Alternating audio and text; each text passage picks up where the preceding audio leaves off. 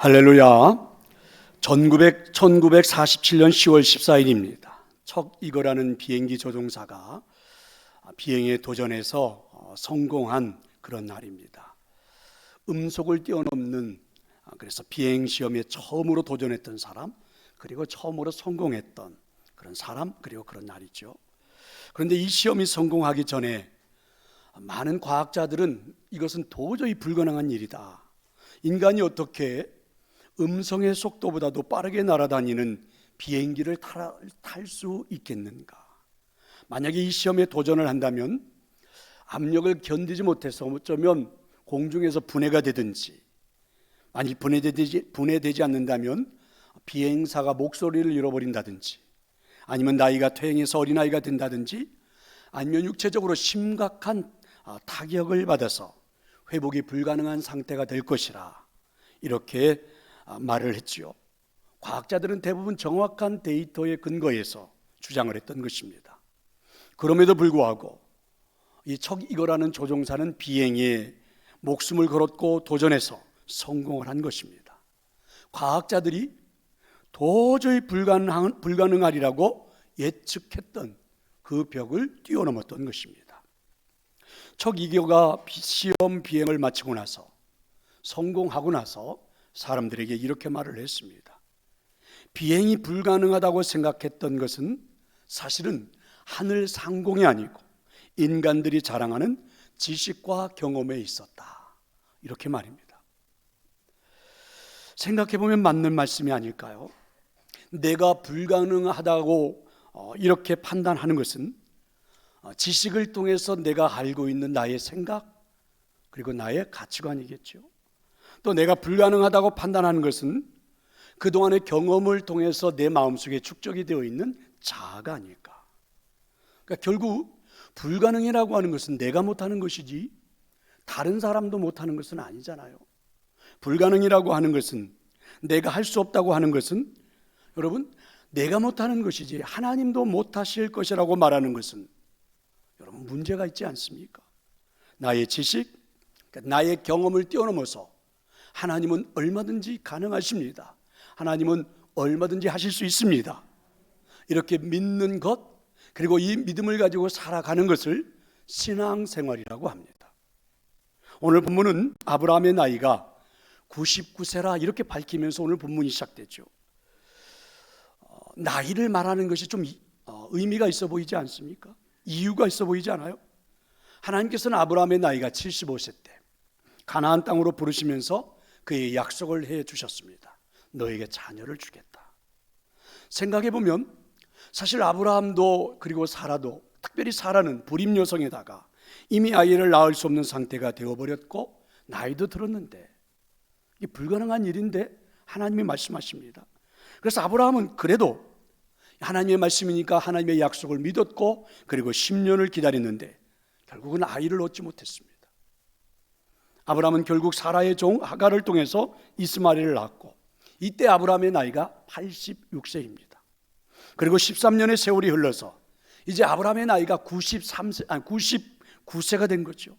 그래서 1절에 보면 아브라함이 99세 때에 이렇게 말씀으로 시작됩니다. 그러니까 99세의 나이가 갖는 의미가 있다는 것이죠. 그러면 99세 어떤 의미입니까?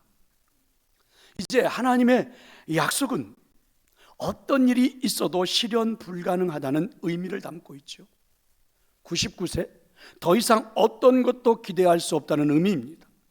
아무리 하나님이라 하실지라도 이것만은 불가능하다는 생각이 들게 하는 것, 이것이 바로 99세라는 나이가 갖는 의미일 것입니다. 성도 여러분, 어쩌면 우리에게도 아브라함과 같은 비슷한 상황인 99세가 있지 않을까. 인생을 살다가 지금 겪고 있는 이 좌절감, 또 무기력한 마음, 내가 능력이 없다는 이 무능력을 느낄 때, 여러분 그런 때가 많지 않습니까? 어쩌면 현재 지금 우리는 이 사회가 공통적으로 경험하고 있는 이 사회적인 상황 앞에서도 무기력하지 않습니까? 그런데 오늘 이상한 일이 아브라함에게 나타나기 시작하셨죠. 99세가 된 아브라함을 하나님이 찾아오셨다. 이렇게 이제 오늘 본문이 시작되는데, 99세, 아마 인생의 모든 꿈을 접어야 하던 그때 아브라함에게 찾아오신 하나님의 모습이 매우 특이합니다. 여러분, 어떻게 특이합니까? 오늘 성경은 우리에게 이렇게 말씀하시죠. 전능하신 하나님, 전능하신 하나님. 자, 1절의 말씀입니다. 아브라함이 99세 때에 여호와께서 아브라함에게 나타나서 그에게 이르시되 나는 전능한 하나님이라. 전능하신 하나님으로 아브라함을 찾아오신 것입니다. 그러면 전능하신 하나님의 모습으로 아브라함을 만나 주시는 그분은 어떤 의미를 말하는 것일까요? 하나님은 우리를 위기에서 건지시는 전능자라는 의미입니다. 여러분, 우리가 인생을 살아오면서 도저히 이것은 내 힘만으로는 이 위기를 빠져나올 수가 없어, 내 능력만으로는 이 문제를 해결할 수가 없어. 자, 이런 위기들을, 이런 어려움들을 우리는 겪어보셨잖아요. 그때마다 우리의 마음속에 이런 생각이 들지 않습니까? 전능하신 하나님이 좀 나를 도와주시면 어떨까? 전능하신 하나님 좀 나에게 힘을 좀 보태주시면 어떨까? 이런 생각이 들었잖아요. 믿음의 조상 아브라함의 인생 최대 희망은요, 아들을 얻는 것입니다. 이런 아브라함의 마음을 잘 알고 계신 하나님은 희망을 꺾지 않으시고 그에게 사라를 통한 아들을 주시겠다, 이렇게 약속을 하셨죠. 하늘에 떠 있는 별을 보여주시면서 이렇게 많은 자녀를 주시겠다, 바다에 있는 모래를 보여주시면서 이렇게 많은 자녀를 내가 너에게 주마, 하나님이 약속하셨습니다. 이렇게 하나님의 약속을 붙잡고 가나안 땅의 삶을 아브라함은 시작한 겁니다. 이 약속은 아브라함에게 그래서 최고의 기도의 제목이었고 소망이었습니다. 인생의 가장 큰 비전이었습니다. 이 비전을 가슴에 담고 시작한 가나안 땅의 삶은 그래서 활기가 있었죠. 열심히 일도 했습니다. 그날을 기대하면서. 근데 그렇게 10년의 세월이 흘러갔지만 하나님의 약속은 이루어지지가 않아요. 초조했습니다. 불안했습니다. 300명가량에 되는 많은 종들이 있지만 정작 내 가정을 이끌어갈 내 자녀가 없다니, 이런 생각이 있죠. 그러면서 또한 이런 생각도 들었습니다. 그동안 내 주변에서 나에게 있어서 최측근으로 나와 함께 나를 도와주었던 종 엘리에셀이 내 유산 전부를 물려줘야 되고 물려받지는 않을까, 이런 생각도 들었습니다. 이런 아브라함의 초조한 모습을 본 사라는 그래서 같이 초조하지만 아브라함을 위하여 이렇게 조언을 했지요. 아무래도 하나님은 나의 몸에서 그리고 자녀를 주시지 않으십니다. 나의 종 하갈이 있으니까 이 여인을 통해서 대를 이어가세요. 이렇게 해서 아브라함은 이 하갈을 통해서 자녀를 얻게 되었습니다. 그 자녀 이름이 이스마엘입니다.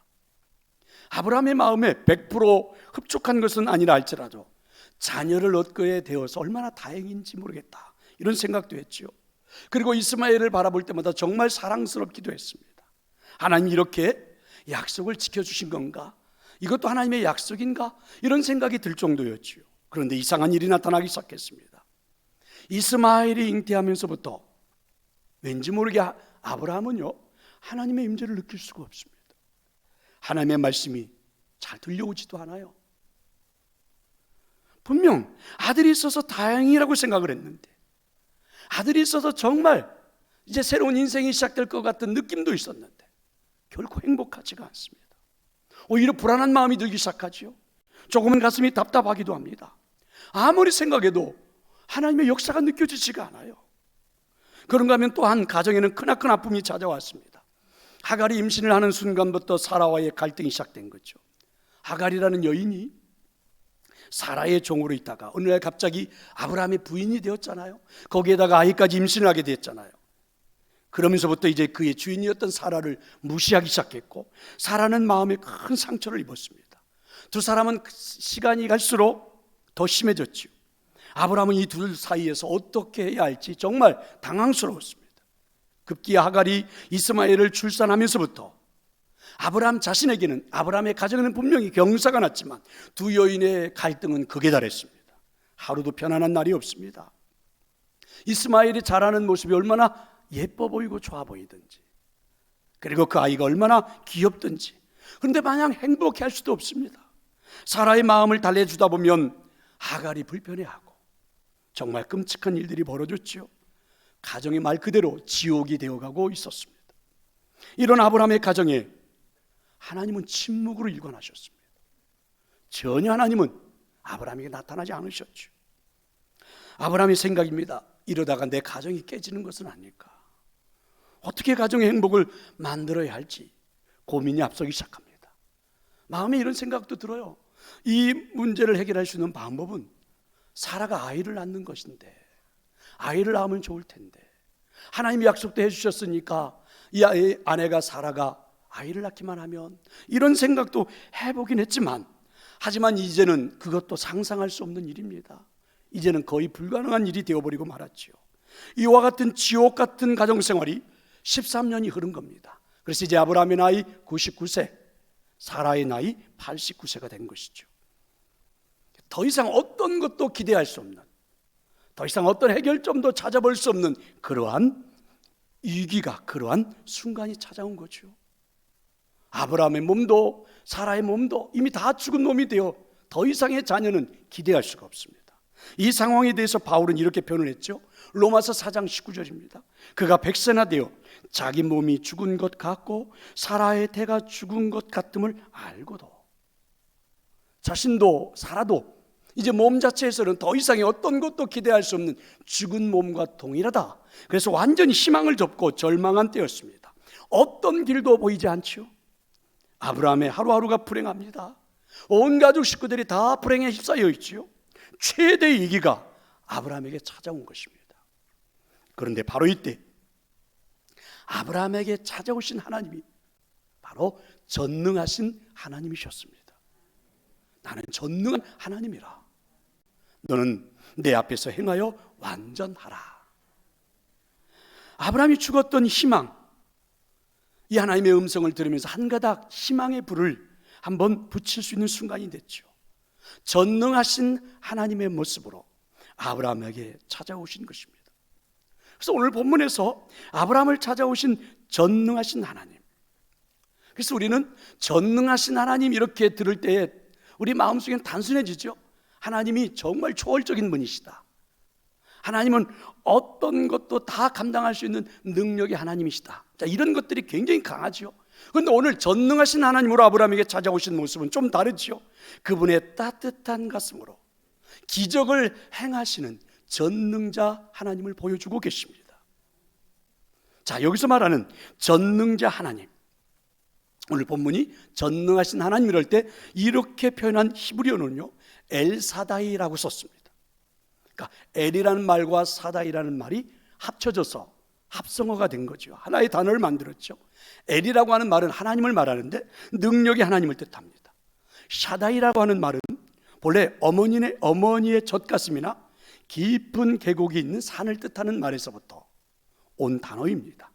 그러니까 오늘 전능하신 하나님, 엘샤다이 하나님 이렇게 표현한 것은 하나님께서 아브라함과 사라의 좌절을 이해하고 계신다, 알고 계신다, 이런 의미입니다. 그래서 하나님은 그분들 곁에, 아브라함과 사라의 곁에 다가오셔서 그들에게 역사를 하시긴데, 그 모습이 마치 어머니의 젖가슴처럼 따뜻하게 그들을 품어주시고, 그리고 태산 같은 놀라운 능력으로 그 두 사람을 품어주고 계신다. 99세 가장 절망적인 순간에 이런 엘사다이, 전능하신 하나님의 모습으로 아브라함에게 찾아오신 것입니다. 성도 여러분, 오늘 여러분이 처해 있는 위기는 무엇입니까? 가정의 위기입니까? 아니면 직장의 위기입니까? 아니면 관계의 위기입니까? 아니면 자녀의 위기입니까? 혹시 경제적인 위기입니까? 근데 우리는 더 아픈 것은 지금 내가 겪고 있는 이 나의 위기를 아무도 몰라준다는 거죠. 어디다 대놓고 하소연도 할 수 없다는 거죠. 이런 게 사실은 더 우리의 마음을 아프게 만듭니다. 만약에 여러분이 그렇다면 오늘 아브라함의 나이 99세, 모든 꿈을 버려야 했던 절망한 끝에서 찾아오신 전능하신 하나님, 따뜻하고 사랑스러우신 그 하나님의 능력의 품으로 돌아갈 수 있기를 축원합니다. 의지해 볼 수 있기를 축원합니다. 욥기서 5장 18절에 보면 이런 말씀이 있죠. 하나님은 아프게 하시다가 싸매시고 그리고 상하게 하시다가 고치시나니 믿으시기를 축원합니다. 이분이 바로 전능하신 하나님이십니다. 고통받는 자녀들에게 다가오셔서 싸매시고 고치시는 능력의 하나님이 바로 전능하신 하나님이십니다. 고통의 터널에서 그분을 만나서, 아니 그분을 만나는 사람들마다 새로운 역사가 펼쳐지게 하시는 하나님이 바로 전능하신 하나님이십니다.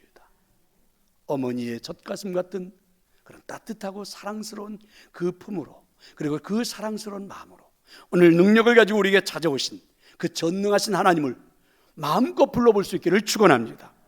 19절은 이렇게 말하지요. 하나님이 이르시되 아니라 네 안에 사라가 네게 아들을 낳으리니 너는 그 이름을 이삭이라 하라. 놀랍지 않습니까? 99세.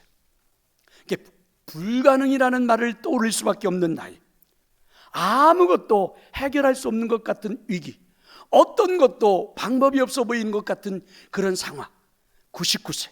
그런데 여러분, 그 상황 가운데 전능하신 하나님이 완전히 아브라함의 삶의 역사를, 그리고 삶의 상황을 역전시켜 주시는 하나님이십니다. 아들 이삭을 낳게 하셨습니다. 믿으시기를 축원합니다. 그래서 드디어 이제는 아브라함의 인생에도, 아브라함의 가정에도 위기가 해결되고 평화가 찾아오는 역사가 일어난 것입니다. 300명의 종을 거느릴 만큼 부유함이 있었지만 그 부유함이 결코 아브라함의 인생의 지옥 같은 삶을 반전시키기에는 불가능했지요.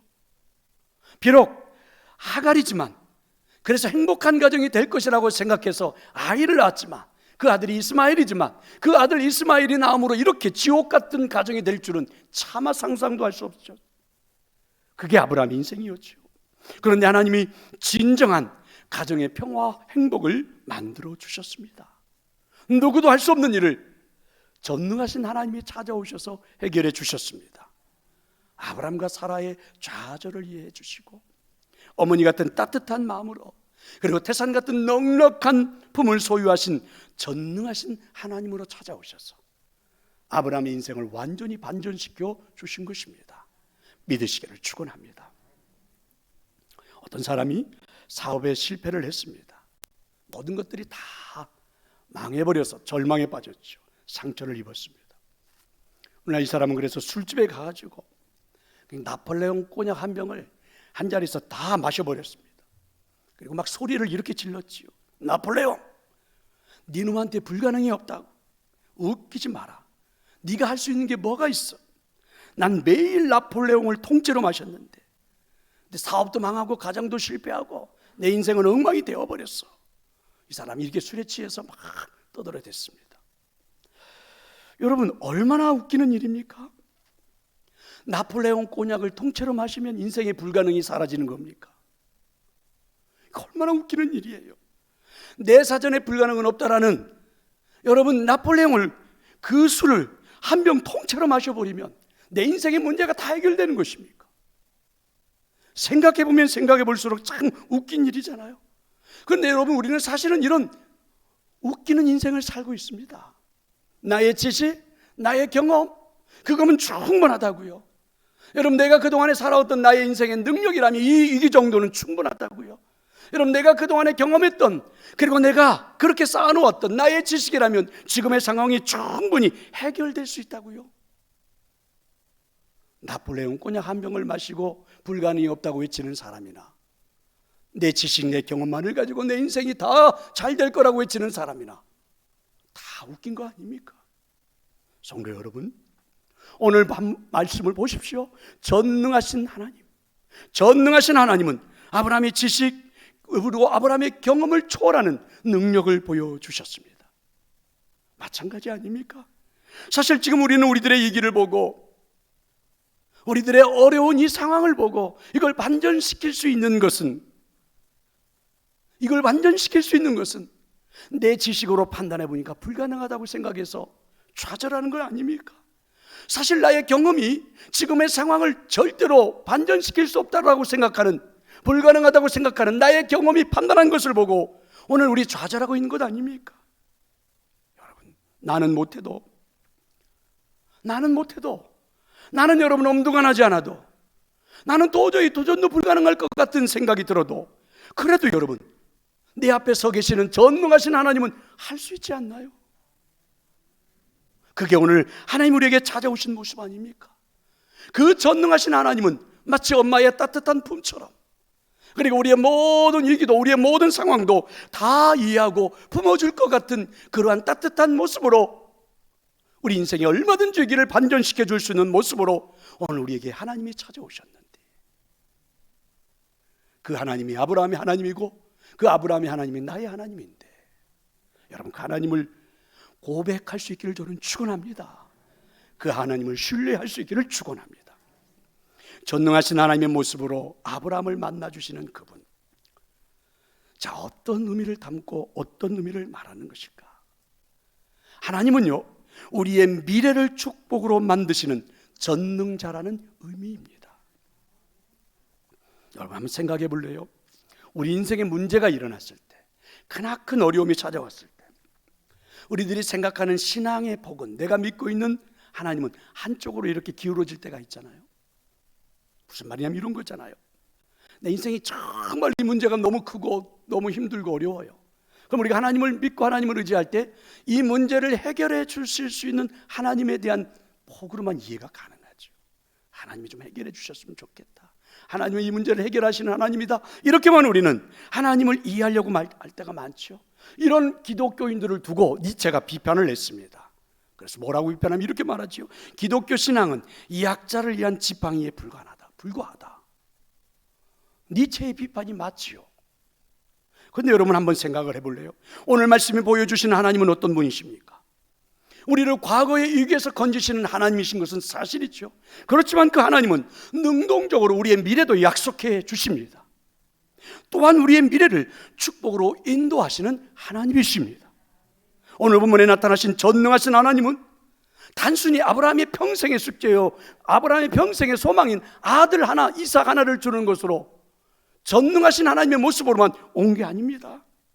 오히려 하나님은요, 오늘 2절에 보니까 아브라함의 인생의 위기에서, 그 상황에서 오히려 그의 삶의 새로운 미래의 축복으로 전능하신 그 모습으로 다가오신 거죠. 자, 여러분 2절의 말씀이에요. 2절의 말씀 우리 한번 읽어볼까요? 내가 내 언약을 나와 너 사이에 두어 너를 크게 번성하게 하리라. 할렐루야. 5절은 어떻게 나타납니까? 아브라함에게 이름을, 새로운 이름을 지어주시죠.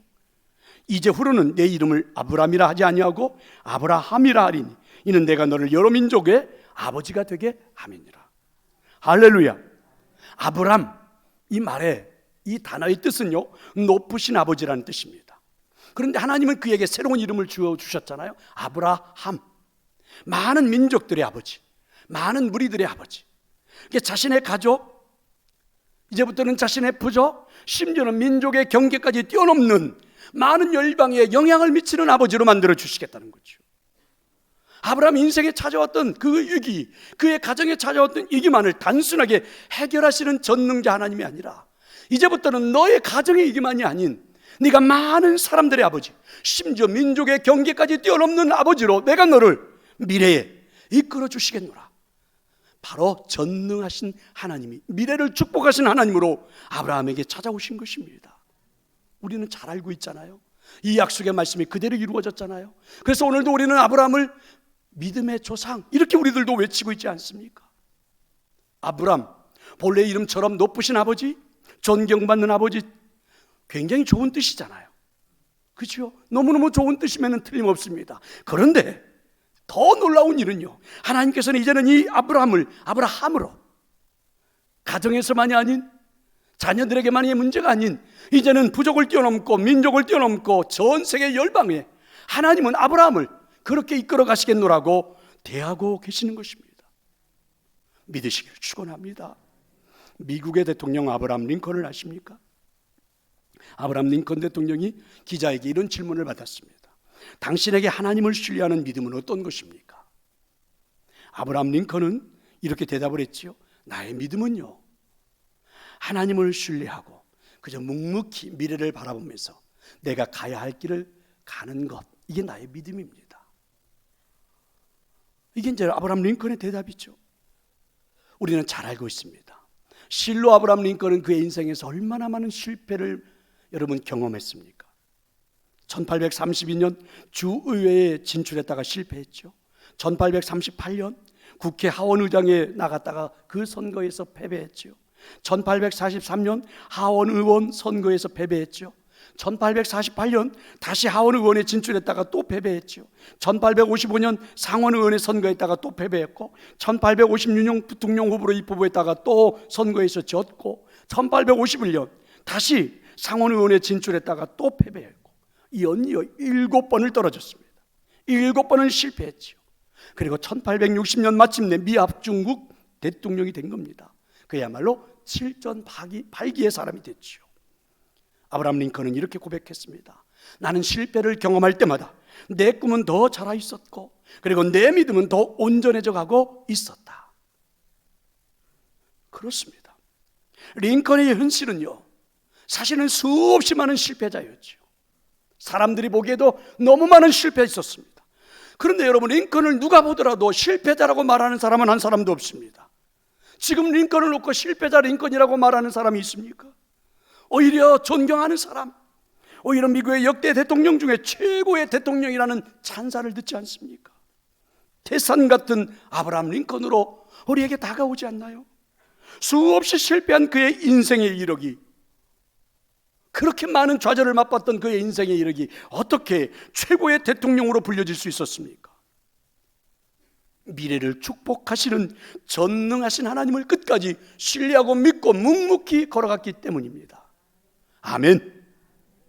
실패할 때마다 나의 믿음은 전능자 하나님을 더 신뢰할 수 있었기 때문에 결국 그는 실패자가 아닌 최고의 대통령으로 많은 사람들에게 여러분 부러움의 대상이 되지 않았나요? 성도 여러분, 우리 인생도 마찬가지입니다. 오늘 내가 믿고 신뢰하는 분은 전능자 하나님이십니다. 우리는 그분을 바라보고 여기에 서 있습니다. 그리고 우리는 그분을 의지하고 2022년을 출발했습니다. 막연하게 출발한 게 아니죠. 우리는 2022년을 요행을 바라면서 출발한 것도 아닙니다. 우리는 여러분 2022년 신념을 가지고 출발한 것도 아닙니다.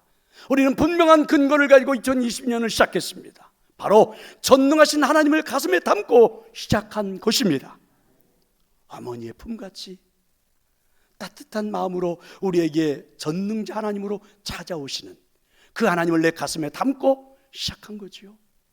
태산 같은 모습으로, 그리고 미래를 축복으로 이끄시는 전능자 하나님을 내 가슴에 담고 2022년을 우리는 새롭게 출발한 것입니다. 성도 여러분, 지금의 여러분의 삶이 힘이 드시나요? 정말 인생의 길이 어두워 보이십니까? 여러분이 가지고 있는 인생의 무게가 너무 무거워서 지쳐버렸나요? 여러분, 미래가 안 보이십니까? 만약에 그렇다면 여러분은 오늘 이 자리에서 꼭 해야 할 일이 딱 하나 있습니다. 전능자 하나님을 바라보는 일입니다.